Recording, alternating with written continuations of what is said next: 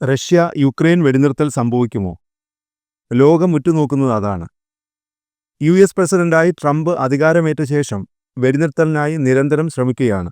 ട്രംപിന്റെ യഥാർത്ഥ ഉദ്ദേശം എന്താണെന്ന് അറിയില്ല. എങ്കിലും മേഖലയിൽ സമാധാനം പുലരണം എന്നാഗ്രഹിക്കുകയാണ് ലോകം.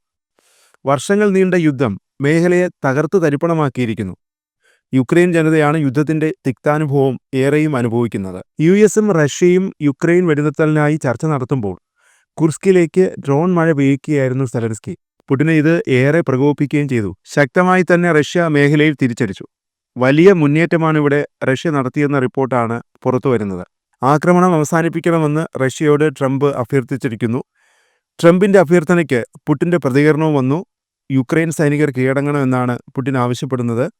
കീഴടങ്ങി ജീവൻ രക്ഷിക്കാനാണ് യുക്രൈൻ പട്ടാളക്കാരോട് പുടിൻ ആവശ്യപ്പെടുന്നത്. കീഴടങ്ങിയാൽ അന്താരാഷ്ട്ര റഷ്യൻ നിയമങ്ങൾ പ്രകാരമുള്ള നീതി അവർക്ക് ലഭിക്കുമെന്നും പുടിൻ വ്യക്തമാക്കി. കുർസ്കിൽ നിന്നുള്ള ഞെട്ടിപ്പിക്കുന്ന വീഡിയോ ഫൂട്ടേജും റഷ്യ പുറത്തുവിട്ടിരുന്നു. ആക്രമണത്തിൽ തകർന്ന കെട്ടിടങ്ങളുടെ അവശിഷ്ടങ്ങൾ ഈ ഡ്രോൺ ഫൂട്ടേജിൽ കാണാം.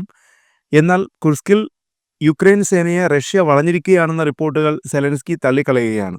കഴിഞ്ഞ ദിവസം യുഎസ് നിർദ്ദേശിച്ച വെടിനിർത്തലിന് പുടിൻ സമ്മതം മൂളിയിരുന്നു. ഏറെ അനിശ്ചിതത്വത്തിനൊടുവിലാണ് പുടിൻ വെടിനിർത്തലിന് സമ്മതിച്ചത്.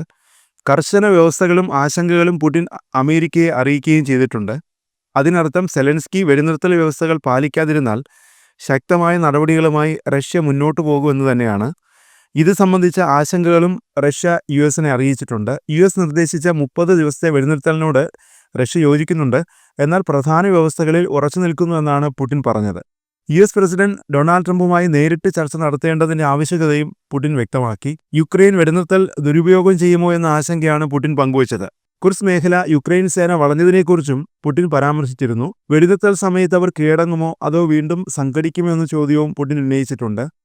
മേഖലയിൽ സമാധാനം കൊണ്ടുവരാനുള്ള യുഎസിന്റെ ശ്രമങ്ങളോട് ആദ്യമായാണ് വിശദമായ പ്രതികരണം പുടിൻ നൽകിയത്. യുഎസിന്റെ നിർദ്ദേശം അംഗീകരിക്കുന്നതായി പുടിൻ പറഞ്ഞു. പക്ഷേ വ്യവസ്ഥകളിൽ കൂടുതൽ ചർച്ച വേണമെന്നും അതിനായി ട്രംപുമായി നേരിട്ട് കൂടിക്കാഴ്ച നടത്തേണ്ടതുണ്ടെന്നുമാണ് പുടിൻ വ്യക്തമാക്കിയത്.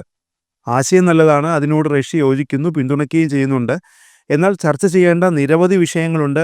യുഎസുമായും യുക്രൈനുമായും ഇത് സംബന്ധിച്ച് കൂടുതൽ ചർച്ചകൾ വേണം. മൊത്തത്തിൽ വെടിനിർത്തൽ നിർദ്ദേശത്തോട് യോജിക്കുന്നുവെന്നും പുടിൻ അറിയിച്ചു. യുക്രൈൻ യുദ്ധം അവസാനിപ്പിക്കാനുള്ള പുടിന്റെ സന്നദ്ധതയെ ട്രംപ് സ്വാഗതം ചെയ്തിരുന്നു. പുടിന്റെ വാക്കുകൾ പ്രത്യാശ നൽകുന്നതാണ്. എനിക്ക് അദ്ദേഹത്തെ കാണാനും സംസാരിക്കാനും ആഗ്രഹമുണ്ട്. യുദ്ധം വേഗം അവസാനിപ്പിക്കണമെന്നും ട്രംപ് പ്രതികരിച്ചിരുന്നു. സൗദിയിൽ നടന്ന ചർച്ചയിൽ യുഎസ് മുന്നോട്ട് വെച്ച 30 ദിവസത്തെ വെടിനിർത്തൽ പദ്ധതി അംഗീകരിക്കുന്നതായി പുടിൻ പറഞ്ഞിരുന്നു. ഇതോടെയാണ് സമാധാനത്തിന് വഴിതെളിഞ്ഞത്. യുദ്ധം അവസാനിപ്പിക്കാൻ ട്രംപ് നടത്തുന്ന ശ്രമങ്ങൾക്ക് പുടിൻ നന്ദി പറഞ്ഞു. സമാധാനത്തിനായി ഇന്ത്യ, ചൈന, ദക്ഷിണാഫ്രിക്ക, ബ്രസീൽ എന്നീ രാഷ്ട്ര നേതാക്കൾ നൽകുന്ന പിന്തുണയും പുടിൻ നന്ദിയോടെ ഓർമ്മിച്ചു. അതിനിടെ തുടർ ചർച്ചകൾക്കായി ട്രംപിന്റെ പ്രത്യേക പ്രതിനിധി സ്റ്റീവ് വിറ്റ്കോഫ് മോസ്കോയിലെത്തിയിരുന്നു. പുടിനും ട്രംപും തമ്മിൽ ഫോണിൽ സംസാരിച്ചേക്കുമെന്ന് റിപ്പോർട്ടുകളുണ്ടായിരുന്നു. അതിനിടയിലും ആക്രമണവുമായി സെലൻസ്കി മുന്നോട്ടു പോയി. തുടർന്നാണ് റഷ്യ ശക്തമായി തിരിച്ചടിച്ചത്.